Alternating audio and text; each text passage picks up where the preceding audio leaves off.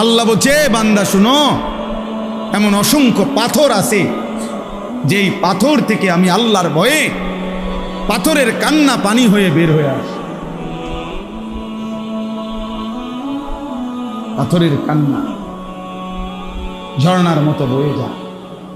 এই জন্য যত জায়গায় পাহাড়ি ঝর্ণা আছে, মানে পাহাড় থেকে ঝর্ণার পানি পড়ে যেখানে, তত জায়গায় এই ঝর্ণার উপরে গেলে দেখা যাবে সেখানে অসংখ্য অগণিত পাথর। আমি নিজে দেখছি, মনে না সীতাকুণ্ড, এই যেখানে ঝর্ণা, আমি অনেক গেছি ছাত্রজীবন, একবার। ছাত্রজীবন বলতে ছাত্রজীবন না, কর্মজীবনের একেবারে শুরু। তখন আমি জোয়ান মানুষ, 2004-05 সালের দিকে। পরে আমি বিকল্প রাস্তা দিয়া কমপক্ষে 3 ঘন্টা 3.5 ঘন্টা লাগাইয়া একটু একটু করে আমরা ছেলেরা এই ডিঙ্গায় ডিঙ্গায় ডিঙ্গায় উঠে ওই মাথার দিয়েছি, মানে ওই যেখান থেকে পানিটা পড়ে আর উপরে গেছে। এই তখনও দেখছি যে সারি সারি অগণিত পাথর, পাথর বড় বড় পাথর। আল্লাহ যে বলছে পাথর আল্লাহর ভয়ে কাঁদে, সেই কান্না ঝর্ণা হয়ে নামে। লামা ইয়াতাফাজ্জারু মিনহুল আনহার ওয়া ইন্না মিনহা লামা ইয়াহবিতু মিন খাশিয়াতিল্লাহ। কোরআন শরীফে আছে, আল্লাহ বলছে বহু পাথর আছে এমন, যেই পাথর আল্লাহর ভয়ে যখন লাফ দেয়, যখন উঠে পড়ে, তখন আল্লাহর ভয়ে ওই পাথর পাহাড়ের গা বেয়ে নিচে নেমে। লামা ইয়াহবিতু, যেটা পড়ে যায় নিচে, গড়াইয়া পড়ে, মিন খাশিয়াতিল্লাহ, কার ভয়ে? এই জন্য পাথরের গা বেয়ে যত পাথর পড়ে, পাহাড়ের গা বেয়ে, ঝর্ণার গা বেয়ে যত পাথর পড়ে, এরা প্রথমত তো কাঁদে, এরপরে আল্লাহর ভয়ে বেয়ে পড়ে। আল্লাহ কোরআনে বলছে, তাহলে এক পাথর যদি ফাইটা যায়, ওয়া ইন্না মিনহা লামা ইয়াশাক্কাকু, পাথর ফেটে যায়, ফায়াখরুজু মিনহুল মা। তো পাথর যদি আল্লাহর ভয়ে ফাইটা যায়, পাথর যদি আল্লাহর ভয়ে পাহাড় থেকে গড়িয়ে পড়ে, প্রিয় বন্ধু, এক মানুষ এত শক্ত কেমনে হয়? এক মানুষের দিল এত শক্ত কিভাবে হয় যে 30 বছর মিথ্যা বলে, 30 বছর সুদ খায়, 30 বছর ওজনে কম দেয়, প্রতিদিন নাচ গান দেখে, প্রতিদিন রঙিন টেলিভিশন চলে, প্রত্যেক দিন স্ত্রী বেপর্দা, প্রতিদিন ওজনে কম দেয়। আহা, এভাবে বুঝি মানুষ আল্লাহকে ভুলে যায়, এভাবে বুঝি মানুষ আখিরাত ভুলে যায়।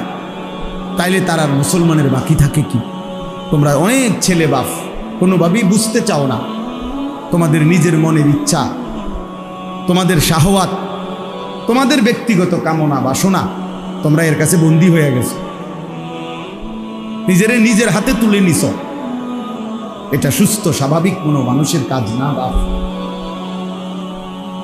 নিজের হাতে তুলে নিছ, তোমার সাজ, তোমার চুল, তোমার জামা, তোমার পোশাক, তোমার হাসি, তোমার কান্না, তোমার আবেগ, তোমার অনুভূতি, তোমার হাঁটা, তোমার চলা, তোমার ঘুম, তোমার আহার, তোমার নিদ্রা, সব কিছু তুমি তোমার নিজের হাতে তুলে নিছো যে আমার মনে যা চায়। Your life your wish, your life your choice, তোমার জীবন তোমার পছন্দ। এটা ভাইয়া খোদার কসম, এটাকে ইত্তেবাউল হাওয়া বলে কোরআনের ভাষা। অর্থ হলো মনের চাহিদার অনুসরণ, আমার মনে যা চাই তাই। এই কোরআন সাক্ষী ভাইয়া, আমি অসংখ্যবার এই কথা বলছি, এই কোরআনে স্পষ্ট বলছে, এই মনের চাহিদার অনুসরণ যে করে, আল্লাহর বিধান, রসুলের বিধান, ধর্মের বিধান, কোনো কিছুকেই যে তোয়াক্কা করে না, বরং মনের চাহিদার অনুসরণ করে, কসম আল্লাহ, আল্লাহ পাক তাকে বলছে এই ব্যক্তির উদাহরণ সরাসরি ফামাসালুহু কামাসালিল কাল, কুত্তার মতো। একেবারে আল্লাহর কসম, এটা কোরআন শরীফের আয়াত, সূরা আরাফের আয়াত। ওয়াত্তাবা হাওয়াহু ফামাসালুহু কামাসালিল কাল।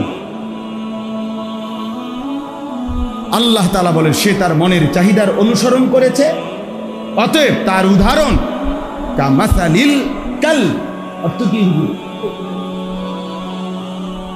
কুকুরের, কুত্তার জিন্দগি, ওই জীবন কুত্তার জীবন, অন্য কোনো প্রাণী না। ডাইরেক্ট আল্লাহ তাআলা ফিক্সড করে দিস কামাসালিল কাল, কুকুরের জীবন। এই জন্য দোস্ত আমি অনেক পেরেশানি করি, এই জন্য সারা দিন রাত কিশোর যুবকদের জন্য বলি, এই জন্য যে এমন সুন্দর বয়স, সুস্থ সবল বয়সে, মাত্র 16 বছর, মাত্র 18 বছর, এত অল্প বয়সে ভাইয়া তুমি নিজের হাতে নিজেরে তুলে নিলা, তোমার আখিরাত কোথায়? নিজেরে মুক্ত স্বাধীন বানায় দিলা, আহা, তো বাকি জিন্দিগি কেমন চলবে?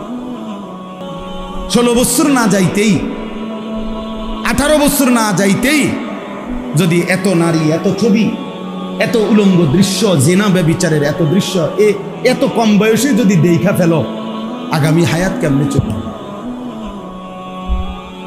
40 বছর বয়স পর্যন্ত যাইতে যাইতে তোমার অবস্থা কি হবে? 50 বছর বয়স যাইতে যাইতে তোমার অবস্থা কি হবে? তুমি তো এই কম বয়সে পৃথিবীর সব উলঙ্গ নারী দেখে লাইলা, তুমি তো এই অল্প বয়সে জেনা ব্যভিচারের সব কিছু দেখে ফেললা। তোমার আগামীর জীবন তো ধ্বংস ছাড়া, বরবাদি ছাড়া, পচা দুর্গন্ধ ছাড়া আর কিছুই ছড়াবে না।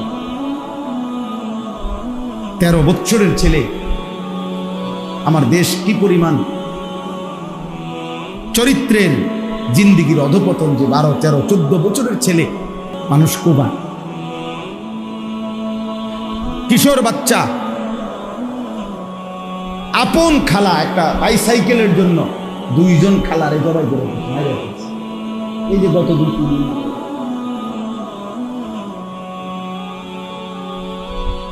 হ্যাঁ, বিষয়টা শহরে বন্দরে 14-15 বছরের কিশোর জ্ঞান, তার শরীরের চাইতে লম্বা চাফাতি দিয়া মানুষ কোপা। সে নিজেকে খুব ফুর্তি মনে করে, আমি বড় মৌজে আছি, আমার চুল বেঈমানের মতো, আমার পোশাক বেঈমানের মতো, আমি 1 ওয়াক্ত নামাজ পড়ি না, আমি যখন মন চায় দিন নাই রাত নাই নারী দেখি, ছবি দেখি, আমার একটা মোবাইল আছে, উলঙ্গ ছবি দেখছি, বন্ধুদের আড্ডা দিতেছি, মোটরসাইকেল চালাইতেছি। কই এই পৃথিবীর কেউ নাই, আমার মা বাবা, আত্মীয় স্বজন, দেশ, বংশধর, একটা লোক নাই যে আমারে বাধা দিবে। তা আমার চাইতে বড় স্বাধীন আর, সে মুক্ত, সে আজাদ, কেউ তাকে বাধা দেয় না, কেউ তাকে ফেরায় না, কেউ তাকে ডাকে না, আহারে বাপ তুই তো বরবাদ হয়ে যাচ্ছিস, এই বাপ তুই তো জাহান্নামের আগুনে জ্বলবি, হায় হায় তুমি তো অনন্তকালের আগুনে পুড়ে যাবা। এই কথাটুকু কেউ তার জন্য 1 ফোঁটা চোখের পানি ফেলে না, কেউ তারে ফিরায় না। মা বাপ যেন নির্বাক তাকায় আছে, সন্তানের অধপতন চোখের সামনে দেখতেছে, মাও খায়, বাপেও খায়, ঘুমায়, সবাই সবার মতো চলতেছে, আর চোখের সামনে মানব সন্তান চরিত্রহীন, লম্পট, দুশ্চরিত্র হয়ে, চূড়ান্তভাবে বখাটে হয়ে জীবনটা শেষ করে দিচ্ছে। কেন এমন হলো যুবক? তোমাদের যাদের জীবনে সারা দিনে, সারা বছরে, 6 মাসে 9 মাসে কেউ তোমারে আল্লাহর দিকে ফিরায় না, তোমারে নামাজের কথা বলে না, আখিরাতের কথা বলে না, তোমার চরিত্র সুন্দরের কথা বলে না। কেন বলে না? কেন বলে না? খোদার কসম আমি মনে রাখো বাপ, কারো মনে শুইনো না প্রয়োজনে, কিন্তু আমার এই কথা মনে রাখো, কারণ একটাই, তোমার উপরে আল্লাহর লানত পড়ছে। খোদার লানত যার উপরে পড়ে তারে মাখলুক মুখ ফিরায় না। তোর উপরে আল্লাহর লানত পড়ছে, এই জন্য আর তোর মা তোরে ডাকে না, আর তোর বাপু তোরে ডাকে না, আর তোর পাড়া পড়শি কেউ তোরে ডাকে না। তুই সবার সামনে চরিত্রহীন হয়ে যাচ্ছিস, সবার সামনে নষ্ট হয়ে যাইতেছ, তোরে কেউ ডাকে না। হ্যাঁ, আমার মনে আছে আমরা প্রাইমারি স্কুল থাকতে হিন্দু মাস্টাররা যে দুধ ধরাইতাম, হিন্দু মাস্টার ছিল আমাদের, আমাদের একজন হিন্দু সারা ছিল, পরে আমরা আজরাইলের মতো ভয় পাইতাম। হিন্দু মাস্টার, গ্রামের দাদা, আমার দাদা না কি, গ্রামের দাদা, ওনার শাসনকে যেরকম ভয় পাইতো, গ্রামের চাচা, গ্রামের বড় ভাই, আজ মুসলমানের বাচ্চা তার আপন বাপকে 2 পয়সার কোন মূল্য নেই, আপন মা তারে 2 পয়সার কোনো দাম নেই। খাইলে খাওয়াইবা, না হইলে বাইরে যাবো, বাহ পড়লে পড়ছি, না পড়লে না, টেয়া দাও, সুদে টাকা লাও, বিদেশ যাবো, কিস্তি লাও, যেমনে পারো বিদেশ পাঠাও, টাকা দরকার। সবাই মিলে মিশে নাফরমানির উৎসব করছে, আল্লাহর অবাধ্যতার প্রদর্শনী করছি আমরা। একটা ছেলে হলেও বুঝো বাবা, নিজের এভাবে নষ্ট করে দেওয়া, নিজের হাতে নিজেকে বরবাদ করে দেওয়া কোনো বিবেকবান মানুষের কাজ হইতে পারে না, মানুষের কাজ হইতে পারে। এটা জন্তু জানোয়ারের জন্য মানাইতে পারে, ইনসানের জন্য এটা মানায় না, মানায় না। আল্লাহ আমাদেরকে বুঝার তৌফিক দান করেন। এই জন্য আমার দোস্ত, আমার নওজোয়ান, ফেরা দরকার, ফেরা দরকার, আল্লাহর দিকে ফেরা দরকার। আমার বাপ, আমার ভাই, প্রিয় ভাই, রাগ হইও না। নির্ধারিত কাউরে ধমক দেওয়া তো মাকসাদ না, নির্ধারিত কারোর সাথে তো কোনো দ্বন্দ্বও নাই ব্যক্তিগতভাবে। তাহলে আমার উদ্দেশ্য এই কথাটা বলা, প্রত্যেকটা কিশোর যুবক তোমরা ভাইবো বাবা, তোমার এই অবস্থা কেন? যারা তোমারে না, যারা 1 ওয়াক্ত নামাজ পড়ো না বাপ, একটা বার হইলেও ভাইবো, তোমার কলজাটা এরম পাথর হয়ে গেল কেন যে তোমার 1 ওয়াক্ত নামাজ পড়তে মন চায় না? তুমি এত বড় জানোয়ার কেমনে হলে? কোন ইমানদার তো এত বড় জানোয়ার হইতে পারে না, কোন মুসলমানের বাচ্চা তো এত বড় জানোয়ার হইতে পারে না। তুমি এরম জানোয়ার হইলা কেমনে যে তুমি তোমার বানানেওয়ালা মনিবকে এভাবে কেমনে ভুলে গেলা? এভাবে ভুলে গেলা কেমনে যে 365 দিনে কোনো দিন তোমার মনেও পড়লো না যে ফজরের নামাজ ফরজ, এটা আমার পড়া উচিত, এই কথাটাই কোনোদিন মনে পড়লো না? এমন লানত তোর উপরে কেন পড়লো রে ভাই? খোদার এমন গজব পড়লো কা তোর উপরে? বলো ভাই, একদিনও মনে পড়বে না? কোনোদিনও মনে পড়বে না? আল্লাহকে কখনোই মনে পড়বে না? মিথ্যা প্রতিদিন বলবে, চুরি প্রতিদিন, মদ জুয়া প্রতিদিন, নারী নেশা প্রতিদিন, অশ্লীল ছবি, গান, বাদ্য, জেনা, ব্যভিচারের দৃশ্য, নাচ গান প্রতিদিন, সুদ প্রতিদিন খায় মুসলমান, ঘুষ প্রতিদিন নেয় মুসলমান, মুসলমান প্রতিদিন ওজনে কম দেয়, মুসলমানের বিবি প্রতিদিন বেপর্দা, মুসলমানের ঘরে প্রতিদিন নাচ গান, প্রতিদিন রঙিন টেলিভিশন। ওহো, এটা হওয়ার কথা না। এত বিবেকহীন, এত পাষাণ মুসলমান হওয়ার পাথরতা এত পাষাণ না। হাসরের দিন কিয়ামতের মাঠে ইসরাফিল ফু দিলে এই পৃথিবীর অবস্থা কি হবে তার একটা ভয়ানক দৃশ্য আল্লাহ তাআলা এই সূরার মধ্যে শুরুতে উল্লেখ করছে। আল্লাহ তাআলা বলছেন যে যেদিন ইসরাফিল ফু দিবে সেদিন যে মা তার সন্তানকে দুধ পান করাইতেছিল সেই মা তার দুধের বাচ্চা ছুঁড়ে ফেলে দিল। যে মায়ের পেটের বাচ্চা একদম প্রসব হওয়ার কাছাকাছি, 9 মাস 10 মাস, এরকম গর্ভবতী নারী এভাবে ছুটবে যে গর্ভের বাচ্চা নিজে নিজেই বের হয়ে পড়ে যাবে এবং মানুষ দিক বিদিক হয়ে মাতালের মতো ঘুরতে থাকবে। আর প্রত্যেকেই এই কথা বুঝে ফেলবে যে আল্লাহর আযাব এসে গেল। আখেরাতের সময় হয়েই গেল, তখন সব মানুষ অস্থির হয়ে যাবে। এই কথাটা আল্লাহ তাআলা এখানে উল্লেখ করছে। ইসলামের ইতিহাসে সর্বপ্রথম জিহাদ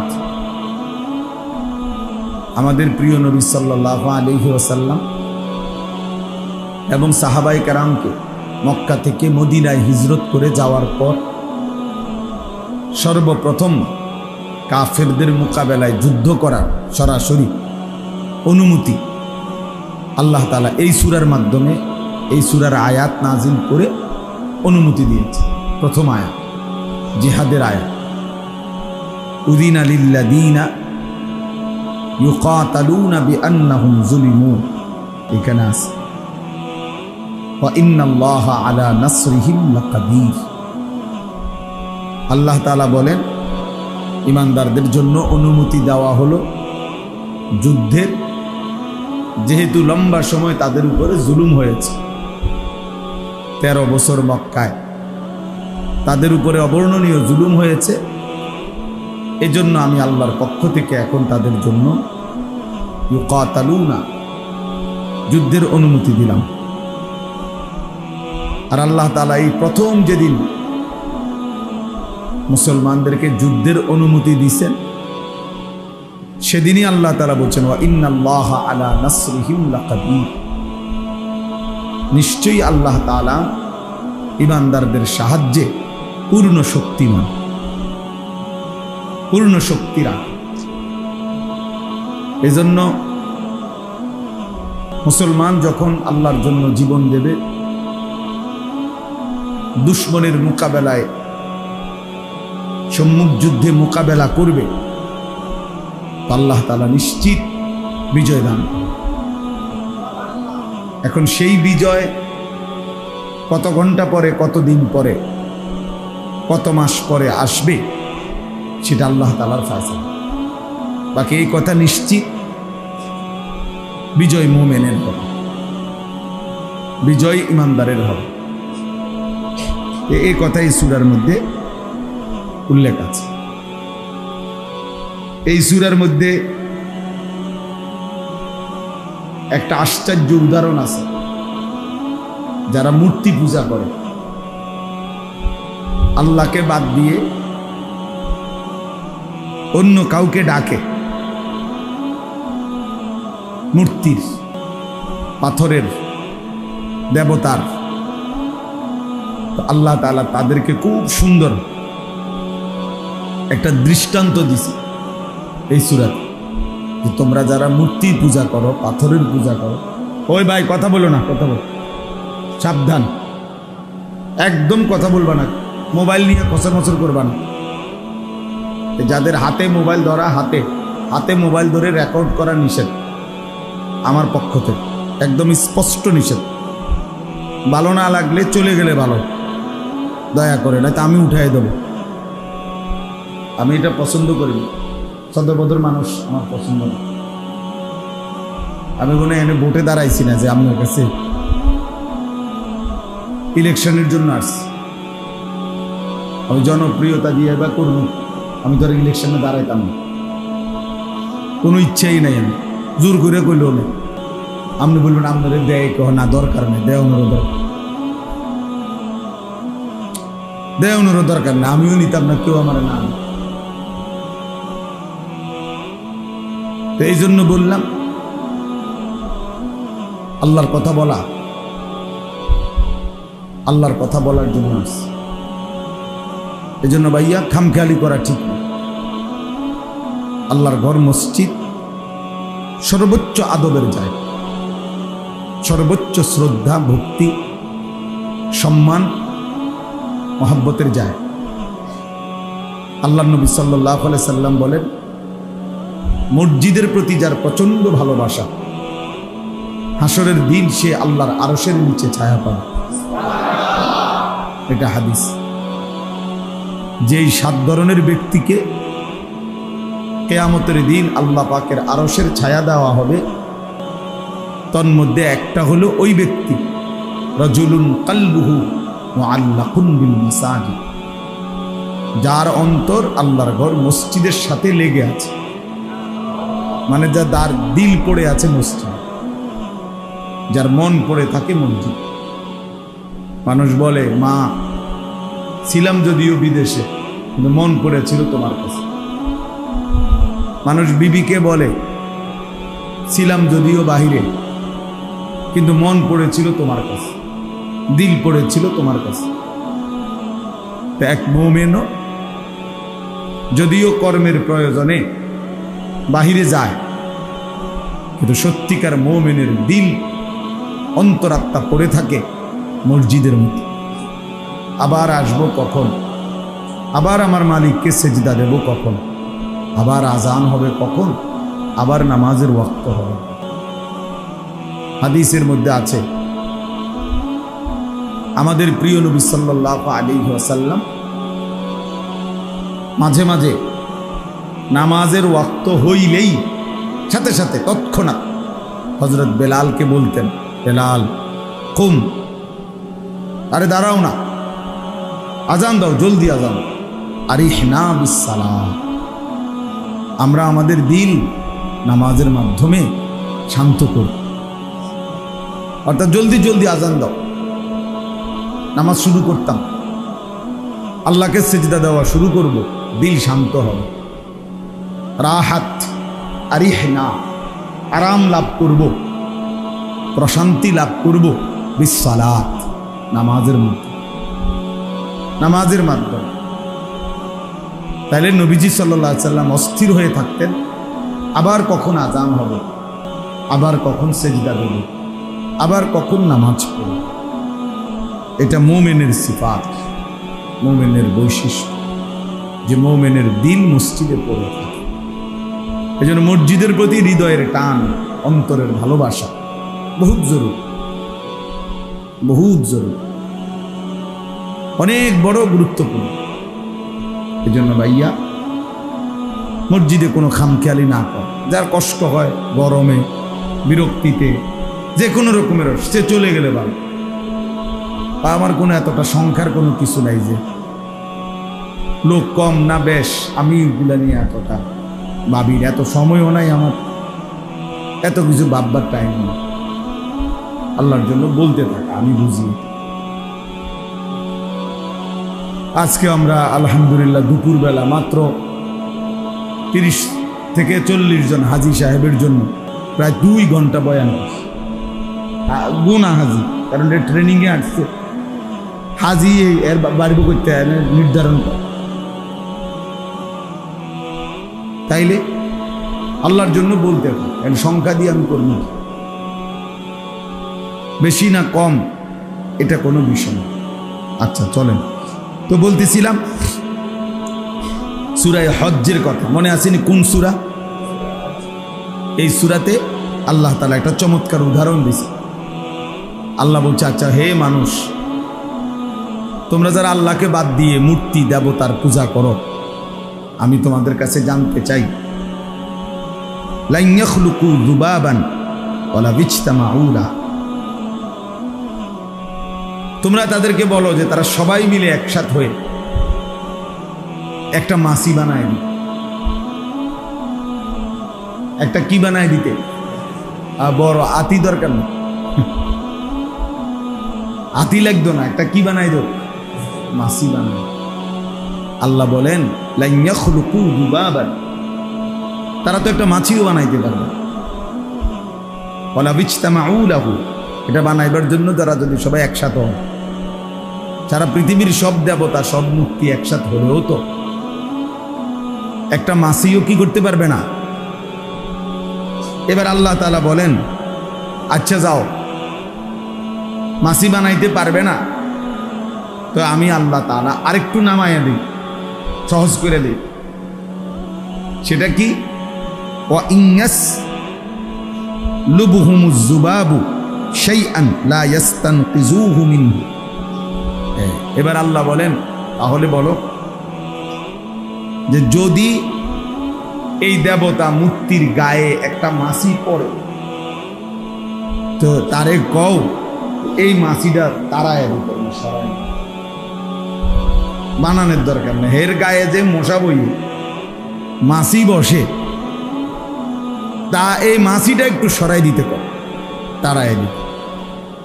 তো আল্লাহ তাআলা বলেন লা ইয়াস্তানকিজুহু মিনহু, সে তো তার শরীর থেকে এই মাছিটাও সরাইতে পারবে না। আল্লাহ তাআলা বলেন দুফাত তালিবু ওয়াল মাতলুব, অতএব তোমরা যারা চাচ্ছ দেবতার কাছে, তোমরাও দুর্বল, যার কাছে চাচ্ছ সেও কি দুটোটাই বেওকুফ। বুঝেন না? যার কাছে চাচ্ছ সেও দুর্বল, তুমি তো নিজেই দুর্বলই, যেহেতু তুমি দুর্বল দেখেই তো চাইতেছ। দুফাত তালিবু ওয়াল মাতলুব, তালেব এবং মাতলুব। তালেব মানে প্রার্থী, যে চায়, মাতলুব মানে যার কাছে চায়, উভয়ই দুর্বল। তাহলে এই চমৎকার উদাহরণ দিয়ে আল্লাহ তাআলা কিয়ামত পর্যন্ত বলছে তোমাদের ওই মিথ্যা দেবতা, তোমাদের ওই মিথ্যা মূর্তি, তোমাদের ওই মিথ্যা পাথর, সে না কোনো মাছিও বানাইতে পারে, না নিজের গায়ে পড়া মাছি তারাইতেও পারে। তাহলে এতটা দুর্বল, তাকে কেমনে তোমরা খোদা মনে করো, তাকে কিভাবে পূজা করো, তার কাছে কিভাবে প্রার্থনা করো? নাউযুবিল্লাহ। এইভাবে এই সূরার মধ্যে ইব্রাহিম আলাইহিস সালামের কথা আল্লাহ তাআলা উল্লেখ করছে। ইব্রাহিম আলাইহিস সালাম, আল্লাহ তাআলা বলছেন মিল্লাতা আবিকুম ইব্রাহিম হুয়া সাম্মাকুমুল মুসলিমিন। এই যে এই কথাটা আমরা এমনি অনেকেই জানি। আল্লাহ তাআলা বলছে তোমাদের মিল্লাতের পিতা, তোমাদের মুসলিম জাতি সত্তার পিতা ইব্রাহিম, তিনি তোমাদেরকে মুসলিম হিসাবে নামকরণ করেছেন। তো এই কথাইটা এই সূরার মধ্যে আছে, সূরা হজ, এই সূরার মধ্যে এরকম অনেকগুলো সুন্দর সুন্দর ছোট্ট ছোট্ট বিষয় এই ছোট্ট সূরার মধ্যে আছে। আর এখন কথা হলো সবচেয়ে বড় বিষয় যেটা এই সূরার আলোচ্য, এই সূরাতে বিস্তারিত আলোচনা আছে যে বিষয়ে, সেটা হলো হজ এবং কুরবানি সম্পর্কে। হজ এবং কুরবানি সম্পর্কে যে কয়েকটা সূরার মধ্যে বেশি আলোচনা, তার মধ্যে উল্লেখযোগ্য এই সূরা। এই সূরার মধ্যে আল্লাহ তাআলা হজ এবং কুরবানি সম্পর্কে বিস্তারিত আলোচনা করেছেন। সূরা বাকারার মধ্যেও আল্লাহ তাআলা হজ সম্পর্কিত আলোচনা করেছেন। ওইখানেও লম্বা আলোচনা আছে, আর এখানেও লম্বা আলোচনা আছে। তো আমি যে দুইটা আয়াত পড়ছি, এই দুইটা আয়াতের মধ্যে হজ সম্পর্কিত কথাও আছে, কোরবানি সম্পর্কিত কথাও আছে, আর আল্লাহর অনুগত বিনয়ী বান্দার সিফাত বৈশিষ্ট্য কি এ কথাও আছে। তো এবার চলেন এই দুই আয়াত আমরা শুনি। আল্লাহ তাআলা বলতেছেন 34 নম্বর আয়াতে সূরা হজ, ওয়ালিকুল্লি উম্মাতিন জাআলনা মানসাকান। এই হলো প্রথম কথা। আল্লাহ তাআলা বলেন, আল্লাহ তাআলা প্রত্যেক উম্মতের জন্য, প্রত্যেক জাতি গোষ্ঠী সম্প্রদায়ের জন্যই নির্ধারণ করেছেন মানসাক। মানসাক অর্থটা কি আমি বলতেছি একটু পরে, আগে এই শব্দটাই যেমনি আছে এমনি বলে। আল্লাহ তাআলা বলেন প্রত্যেক উম্মতের জন্য আমি আল্লাহ নির্ধারণ করেছি মানসাক। কি নির্ধারণ করেছেন? কে নির্ধারণ করেছেন? আল্লাহ। প্রত্যেক উম্মত, প্রত্যেক জাতি গোষ্ঠী সম্প্রদায়ের জন্যই আমি আল্লাহ মানসাক নির্ধারণ করেছি। এখন প্রশ্ন হলো এই মানসাক মানে কি? তো কোরআনে আর শব্দ, এই শব্দটার দুইটা শব্দ, একটা হলো মানসাক আর একটা হলো নুসুক। আর এই মানসাক শব্দের বহুবচন হলো মানাসিক। এই তিনটাই কোরআনুল কারীমের মধ্যে ব্যবহার আছে। যেমন এখানে এখন শুনলেন ওয়ালিকুল্লি উম্মাতিন জাআলনা মানসাকান, সূরা বাকারার মধ্যে আছে।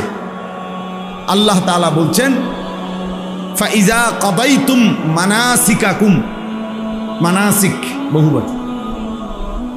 আবার কোরআনুল কারীমের মধ্যে আছে ইন্না সালাতি ওয়া নুসুকি ওয়া মাহইয়ায়া ওয়া মামাতি লিল্লাহি রাব্বিল আলামিন। তাহলে কাছাকাছি শব্দ, নুসুক, মানসাক, মানাসিক, এই তিন শব্দেরই একই অর্থ, তিন শব্দেরই একই অর্থ। অর্থটা কি? অর্থ তিনটা। এই শব্দটির তিনটা অর্থ। এক নাম্বার হলো কোরবানি, দুই নাম্বার হলো হজ, তিন নাম্বার হলো সমস্ত ইবাদত। তাহলে মানসাক শব্দের প্রথম অর্থ কি? কোরবানি। দ্বিতীয় অর্থ কি? হজ। তৃতীয় অর্থ কি? সমস্ত ইবাদত। ইবাদত আর কি, আল্লাহর ইবাদত। এই তিনটাই এই শব্দের অর্থ। এখন কোরআনুল কারীমের মধ্যে এবং রাসূলুল্লাহ সাল্লাল্লাহু আলাইহি সাল্লামের হাদিসের মধ্যেও এই শব্দটি আছে। নবীজি বলছে খুযু আন্নী মানাসিকাকুম।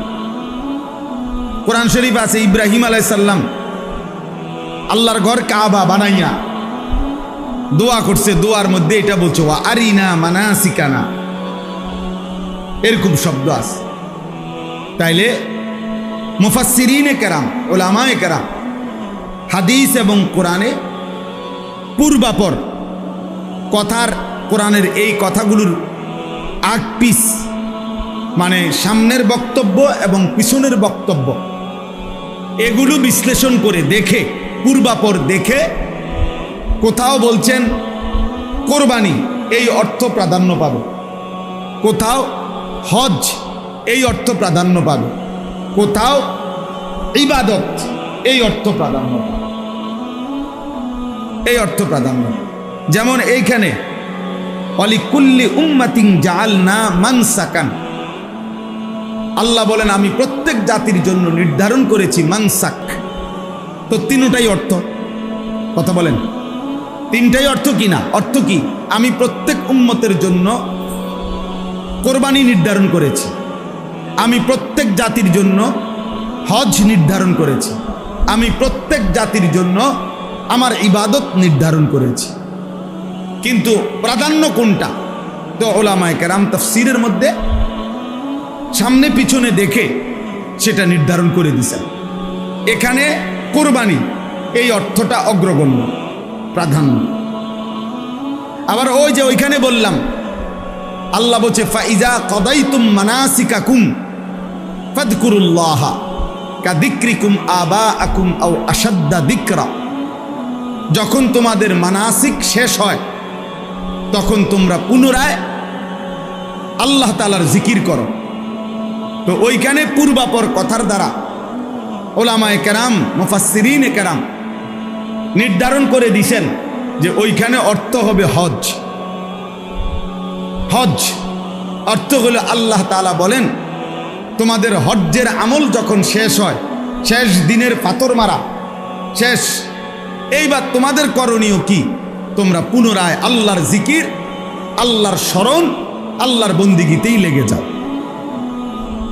আর ইব্রাহিম আলাইহিস সালামের একটা দোয়া ওয়া আরিনা মানাসিকানা, ওইখানে অর্থ হবে মানাসিক, আল্লাহ আপনি আমাদেরকে মানাসিক দেখায়া দেন, শিখায়া দেন, বলে দেন। ওইখানে অর্থ হলো আপনার ইবাদত, আল্লাহ আপনার কি কি ইবাদত আমি করতে হবে, আমরা করতে হবে, এর সবটা আপনি আমাদেরকে বলে দেন, শিখিয়ে দেন, আপনি আমাদেরকে উল্লেখ করে দেন। আচ্ছা, এখন আমার একটা কথা শোনেন, আপনার কাছে এই এমনের এতক্ষণের কথাটা একটু কঠিন মনে হয়েছে, আমি বুঝছি যে আমি বলতেছি একটা কারণ আছে যে কি লেগে কঠিন করলাম। অর্থাৎ যে হুজুর এইভাবে যেভাবে শুরু করছে, এইভাবে দেখে ক্লাসের মতো ছাত্রদের মতো, যে এইটার দ্বারা তো আমরা এত কঠিনভাবে বললে তো বুঝবো না, কিন্তু আমার একটা উদ্দেশ্য আছে, এটা বল। এই এখন বলতেছি উদ্দেশ্য। আগে আপনি আমার এই কথা আবারও বুঝেন যে মানসাক এই শব্দটির কয়টা অর্থ? 1 নাম্বার কোরবানি, 2 নাম্বার হজ, 3 নাম্বার ইবাদত। আর দ্বিতীয় কথা কি বলছি, যে এই শব্দটা কোরআনের এক বচন হোক আর বহু বচন হোক, যেভাবে যেখানে ব্যবহার হয়েছে সব জায়গায় একই অর্থ প্রাধান্য পাবে না, বরং আয়াতের পূর্বাপর দেখে, কথার বক্তব্যের আকপিস দেখে ওলামায়ে কেরাম, মুফাসসিরিনে কেরাম নির্ধারণ করে দিয়েছেন যে কোন জায়গায় কোন অর্থটি প্রাধান্য পাবে। এটা আমি 3টা উদাহরণ দিলাম, যে এখানে কোরবানির অর্থ প্রাধান্য পাবে, অন্যগুলোও বোঝানো যাবে। ওইখানে হজ্জের অর্থ প্রাধান্য পাবে, অন্যগুলোও বোঝানো যাবে। ওই ইব্রাহিম আলাইহিস সালামের দোয়ায় ইবাদতের অর্থটা প্রাধান্য পাবে, অন্যগুলোও কি করা যাবে? বোঝানো যাবে। তাহলে এখন এই কথার দ্বারা আমার উদ্দেশ্য হলো, এই উদ্দেশ্য হলে এই কথাটা বোঝা যে কোরআন এবং সুন্নাহর বক্তব্য শুধু কেবল কেউ বাংলা তর্জমা, বাংলা অনুবাদ, বাংলা রিডিং, বাংলা বই, নিজে অনুবাদ গ্রন্থ কিনে নিজে নিজে পড়ে আপনি একাকী বুঝতে চেষ্টা করলে নিশ্চিত আপনি হোঁচট খাবেন, বাধাগ্রস্ত হবেন, আপনি সঠিক গন্তব্যে একাকী পৌঁছতে পারবেন না। এই কথাই হলো মূল। এটা বলার জন্য এত কথা কইছি, বুঝেন না কথা? এই কথাটা বোঝানোর জন্য। একাকী আপনি পারতেন না, বরঞ্চ অবশ্যই নির্ভরযোগ্য মুত্তাকি হক্কানি রব্বানি ওলামায়ে কেরামের ব্যাখ্যা বিশ্লেষণ, ওনাদের মতামত এখানে কি, এটা আপনাকে শুনতে হবে, এটা আপনাকে কি করতে হবে? নাই তো আপনি বুঝতেন না।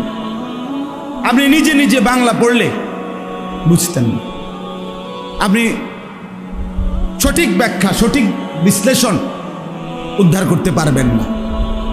এইটাই আমরা বর্তমান প্রজন্মের, বর্তমান নতুন জেনারেশনকে এটা বুঝাইতে চাই।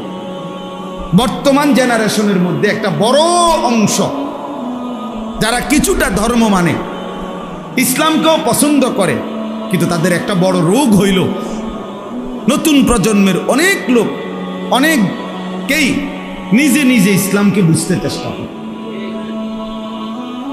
নিজে নিজে। গতকালকেও একজন বড়, গত পরশুদিন এই বাংলাদেশের একজন প্রতিষ্ঠিত বড় নেতা টকশোর বক্তব্যের মধ্যে বলছে যে মোল্লাতন্ত্র চলবে না, ইসলাম ভিন্ন জিনিস। ইসলাম তার আব্বাই যেটা দিছে, তার বাপের থেকে আসছে ইসলাম। বুঝেন না এই কথা? আমরা মোল্লা যেটা বলবো এটা কোনো ইসলাম না, তার আব্বাই যেটা বলছে সেটা ইসলাম। তার দাদাই মাটির তলের থেকে বলছে, মানে এটা বুঝাইতে চাইছে হুজুরদের এই ব্যাখ্যা, আলেমদের এই ব্যাখ্যা ধরলে হবে না, আপনি নিজে বুঝতে হইব। আপনি বাংলা পড়বেন, আপনি অনুবাদ দেখবেন, আপনি নিজের থেকে একটা বুঝে নিবেন। আপনি বলছে হাফ প্যান্ট, আপনি বুঝবেন ফুল প্যান্ট, বলছে পায়জামা, আপনি বুঝবেন লুঙ্গি। বুঝেন নাই কথা? এই হলো অবস্থা, এই হলো হালাত। আজকে অনেক নারীবাদী যারা নারী সংস্কারের নামে যাদের বিষয়টা নিয়ে খুব আলোচনা, এবং ওলামায়ে কেরাম তীব্র প্রতিবাদ করছে। সারা বাংলাদেশের ওলামায়ে কেরাম, তাওহীদি জনতা, যে কোরআন সুন্নাহ বিরোধী অনেকগুলো ধারা নারী সংস্কার কমিশনের মধ্যে দেওয়া হয়েছে। এখন এরা কোনোভাবে এ কথাটা বলে না যে কোরআন সুন্নাহ বিরোধী না, এ কথাটা, এটার কথা কয় না, কেবল বারবার এটা বুঝাইতে চায় যে ধর্মকে নারীর অধিকারের জন্য টেনে আনা সমীচীন না। এখানে ধর্মের কোনো বিষয় না, নারীর মতামত পেশ করবে, সে নিজের মতো স্বাধীনতা ভোগ করবে, নারীকে তার নিজের মতামত, নিজের বক্তব্য, নিজের ইচ্ছা, নিজের রুচি, সে কি সন্তান নিবে না নিবে না, সে কি স্বামীর সাথে থাকবে না থাকবে না, এটা সব কিছুতেই তার যৌনতা এবং তার সন্তান ধারণ, তার সকল কিছুতে তাকে তার মতামত, তার স্বাধীনতা স্বাভাবিকভাবে দিয়ে দিতে হবে। এবং সে যেটা মনে করে, তারা 10 জন মহিলা মিল্লা, 100 জন মহিলা মিল্লা যেটা মনে করে যে এটা আমাকে দরকার, তো এটা দিতে হবে। এখানে ধর্মের সাথে যদি সংঘর্ষ বাজে, কোরআনের সাথে সংঘর্ষ বাজে, তাহলে কোরআনকে সরাইতে হবে, নারীর অধিকার প্রতিষ্ঠিত করতে হবে। এই হলো এই বেঈমানদের বক্তব্য, এই মুরতাদদের বক্তব্য। কথা বুঝছি দোস্ত? তুমগো ওরে বলি ভাইয়া, কষ্ট হইলে চলে যাও ভাই। তুমগো কোনারে খামখেয়ালি করো না ভাইয়া, তোমারে কই, তুমি ডাইনে বামে চাইও না, তোমারে বলবো, মস্কারি করো না এখানে। আমার অনুরোধ দোস্ত, আমি জোর করি না কাউরে, কিন্তু এটা আল্লাহর ঘর, মসজিদ, ধাক্কা ধাক্কি ঠেলাঠেলি করো না বাপ, নিজের ক্ষতি করো না। সব জায়গায় ফাইজলামি বানায় না, পাত্রামি সব জায়গায় না। আমি এই ব্যাপারে খুব সাংঘাতিক মানুষ, সারাক্ষণ আমি নজর ঘুরাই, এটা আমার অভ্যাস। ও কেউ বুট খাবে, বাদাম খাবো, ঠ্যাংসরাইয়া বইবো, আরেকখানে ছাইয়া থাকবো, হাতে কথা কইবো, আমি ওয়াজ করবো না, এর বদিল্লা দিতে আমি আইছি। আমি কোনো বাতের অভাবে আসি, এই জন্য আমার কথা হলো, যার কষ্ট সে চলে যাক। আমি একজনকেই বলি, অসুবিধা কি? একজনকে বলাও আল্লাহর কথা, সৌভাগ্য। সৌভাগ্য কি না? আল্লাহর বহু এক বান্দাকে বলাও সৌভাগ্য। ফাওয়াল্লাহি লা আন ইয়াহদিয়াল্লাহু বিকা রাজুলান ওয়াহিদান খায়রুন লাকা মিন হুমুরিন নাআম। আল্লাহর নবী সাল্লাল্লাহু আলাইহি ওয়াসাল্লাম বলেন, আল্লাহর কসম, তোমার দ্বারা একজন ব্যক্তি হেদায়েত পাওয়া, একজন রাজুলান ওয়াহিদান, একজন ব্যক্তি আল্লাহর রাস্তা পাওয়া, নবীজি বলে গোটা আরবের সমস্ত দামি উট তোমাকে হাদিয়া দেওয়ার চাইতেও কোটি গুণে উত্তম। কয়জন? একজন। কোন এক আল্লাহর বান্দা আল্লাহকে পেয়ে গেল, সেজদার মজা পাইল, নামাজের মহব্বত পাইল, আল্লাহকে চিনবার জন্য আগ্রহী হইল, তো এইটা গোটা আরবের সমস্ত দামি উট। নবীজি তখনকার হিসাবে উদাহরণ দিচ্ছে। এই জন্য দয়া করে, এটা জরুরি বিষয়। তোমরা অনেক ছেলে বাপ কোনোভাবেই বুঝতে চাও না, তোমাদের নিজের মনের ইচ্ছা, তোমাদের শাহওয়াত, তোমাদের ব্যক্তিগত কামনা বাসনা, তোমরা এর কাছে বন্দী হয়ে গেছো, নিজের হাতে তুলে নিছ।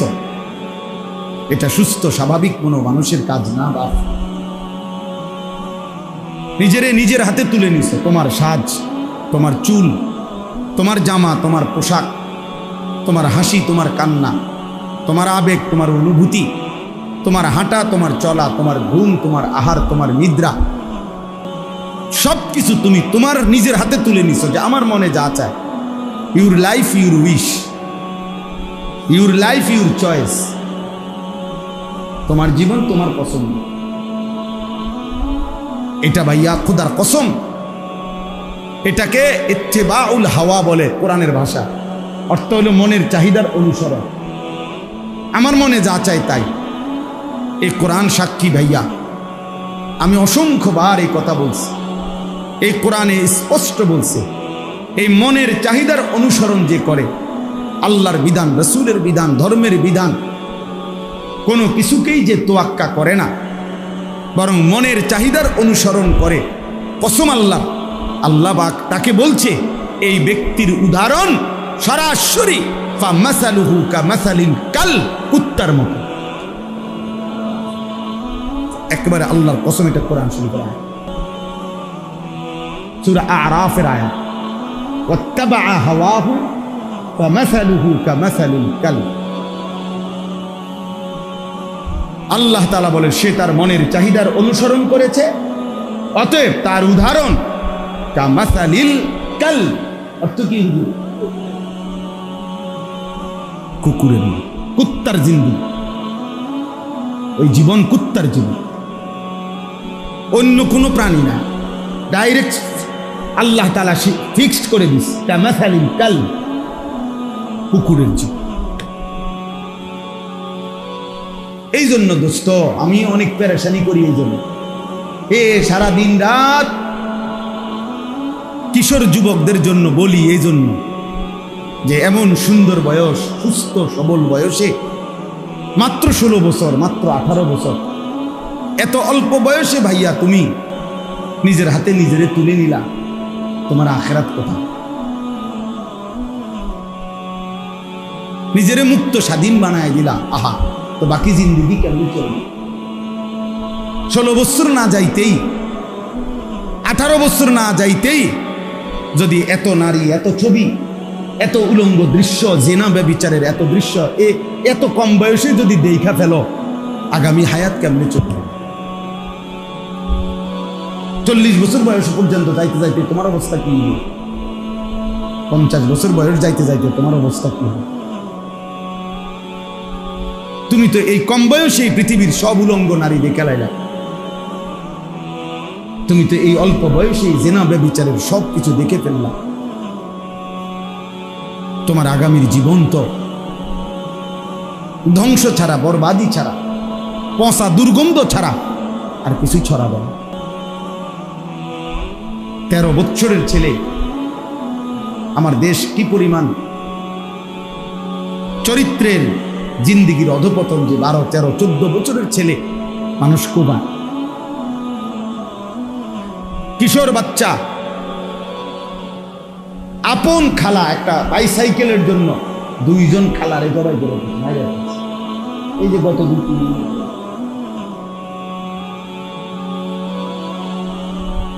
হ্যাঁ, বিষয়টা কি? শহরে বন্দরে 14-15 বছরের কিশোর জ্ঞান, তার শরীরের চাইতে লম্বা চাফাতি দিয়া মানুষ কোপা। সে নিজেকে খুব ফুর্তি মনে করে, আমি বড় মৌজে আছি, আমার চুল বেঈমানের মতো, আমার পোশাক বেঈমানের মতো, আমি 1 ওয়াক্ত নামাজ পড়ি না, আমি যখন মন চায় দিন নাই রাত নাই নারী দেখি, ছবি দেখি, আমার একটা মোবাইল আছে, উলঙ্গ ছবি দেখছি, বন্ধুদের আড্ডা দিতেছি, মোটরসাইকেল চালাইতেছি। কই এই পৃথিবীর কেউ নাই, আমার মা বাবা আত্মীয় স্বজন দেশ বংশধর একটা লোক নাই যে আমারে বাধা দিবে, তা আমার চাইতে বড় স্বাধীন আর। সে মুক্ত, সে আজাদ, কেউ তাকে বাধা দেয় না, কেউ তাকে ফেরায় না, কেউ তাকে ডাকে না, আহারে বাপ তুই তো বরবাদ হয়ে যাচ্ছিস, এই বাপ তুই তো জাহান্নামের আগুনে জ্বলবি, হায় হায় তুমি তো অনন্তকালের আগুনে পুড়ে যাবা। এই কথাটুকু কেউ তার জন্য 1 ফোঁটা চোখের পানি ফেলে না, কেউ তারে ফিরায় না।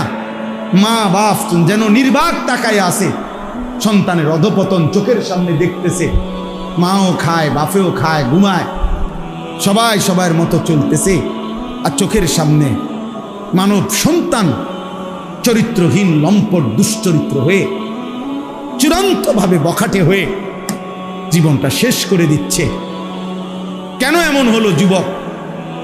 তোমাদের যাদের জীবনে সারা দিনে সারা বছরে 6 মাসে 9 মাসে কেউ তোমারে আল্লাহর দিকে ফিরায় না, তোমারে নামাজের কথা বলে না, আখিরাতের কথা বলে না, তোমার চরিত্র সুন্দরের কথা বলে না।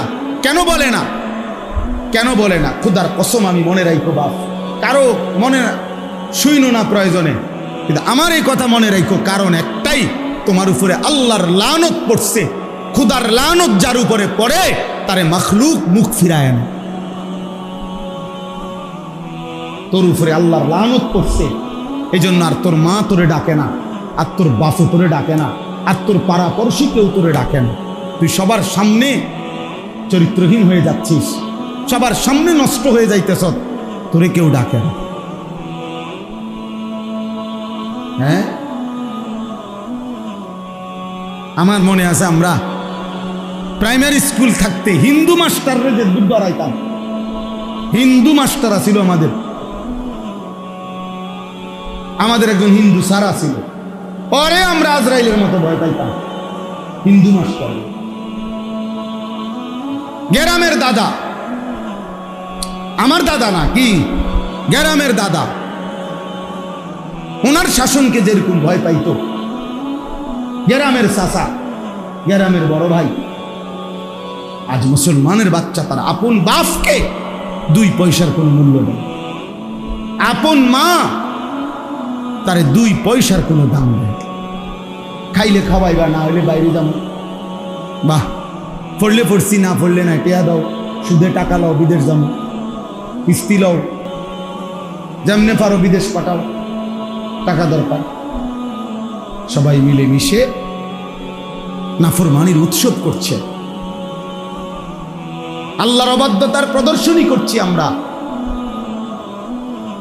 একটা ছেলে হলেও বুঝো বাবা, নিজের এভাবে নষ্ট করে দেওয়া, নিজের হাতে নিজেকে বরবাদ করে দেওয়া কোনো বিবেকবান মানুষের কাজ হইতে পারে, মানুষের কাজ হইতে পারে। এটা জন্তু জানোয়ারের জন্য মানাইতে পারে, ইনসানের জন্য এটা মানায় না, মানায় না। আল্লাহ আমাদেরকে বুঝার তৌফিক দান করেন। এই জন্য আমার দোস্ত, আমার নওজোয়ান, ফেরা দরকার, ফেরা দরকার, আল্লাহর দিকে ফেরা দরকার। এত বড় মালিকের নাফরমানি শ্রোতা আসছে এখন।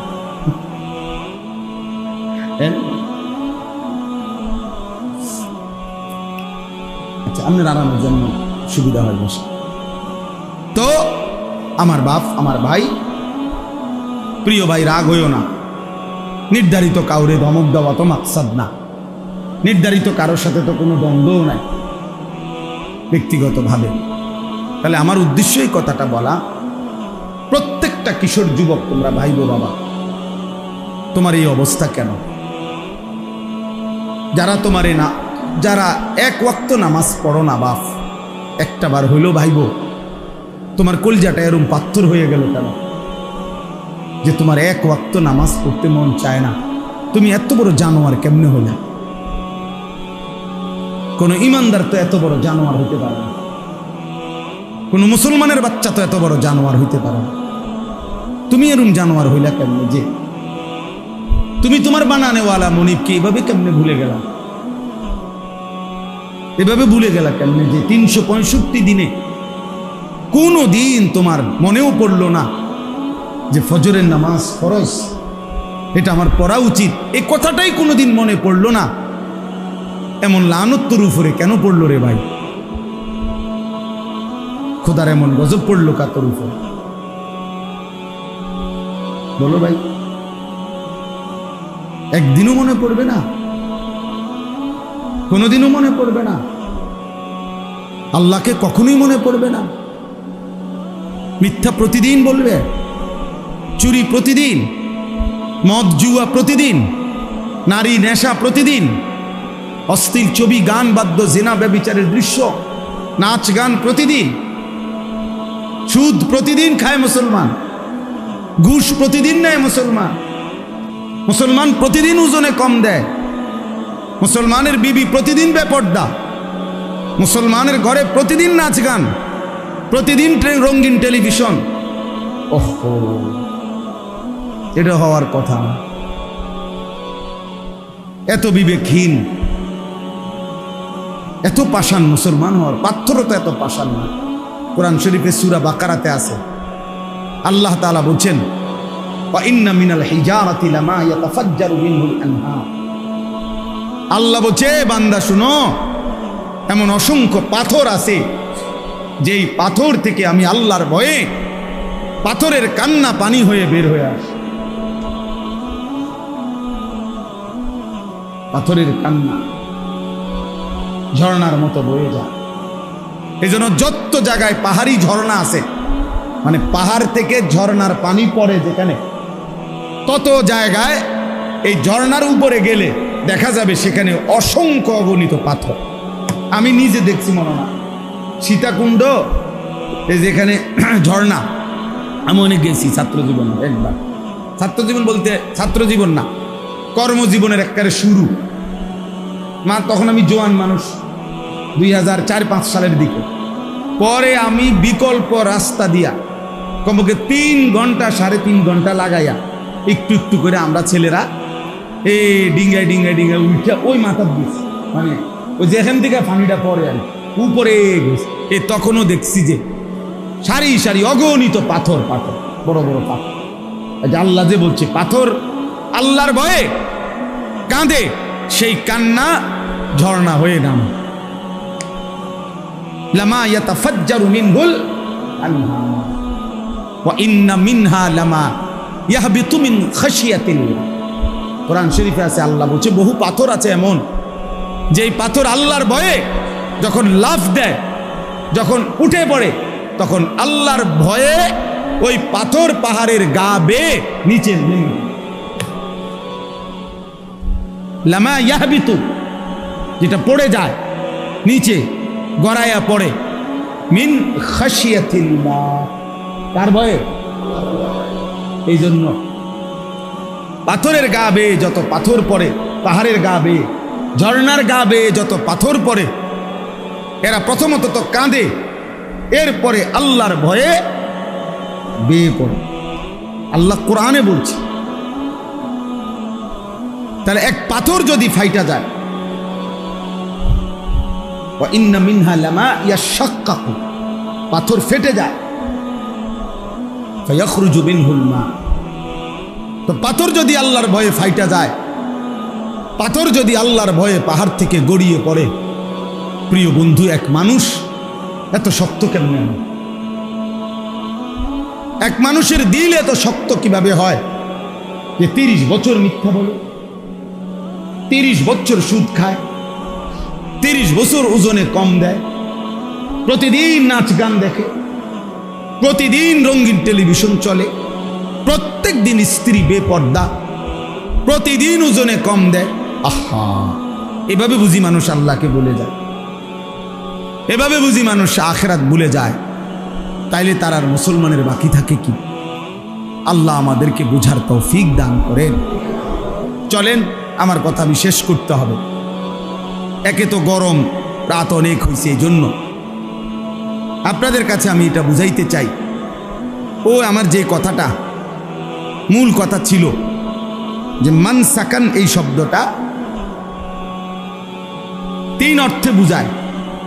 এই জন্য কোরআনুল কারীমের বহু শব্দ বাক্য এমন আছে যেটার একাধিক অর্থের কি আছে, সম্ভাবনা আছে, একাধিক ব্যাখ্যার অবকাশ রাখে। সেক্ষেত্রে ওলামায়ে কেরামের সংস্পর্শ, সত্যিকার মুত্তাকি আলেমে দ্বীনের সান্নিধ্য এবং উনাদের থেকে সরাসরি বুঝা না ছাড়া, নিজে নিজে বুঝতে যাওয়া, পদস্খলন ছাড়া, অ্যাক্সিডেন্ট ছাড়া, বিপদ ছাড়া, আখিরাতের বরবাদি ছাড়া আর কিছু ডেকে আনবেন। আর এই জন্য আল্লাহর কোরআন পড়া নিষেধ নাই, রাসূলুল্লাহ সাল্লাল্লাহু আলাইহি সাল্লামের হাদিস পড়তে নিষেধ নাই, অনুবাদ পড়তেও মানা নাই, তরজমা পড়তেও মানা নাই, ব্যাখ্যা পড়তেও মানা নাই, তাফসির পড়তেও মানা নাই। কিন্তু সিদ্ধান্ত নিতে গেলে ওলামায়ে কেরাম থেকে নিজে নিজে সিদ্ধান্ত নেওয়ার অনুমতি নাই। বুঝেন নাই কথা? এইটা জরুরি বিষয়, এটা জরুরি বিষয়।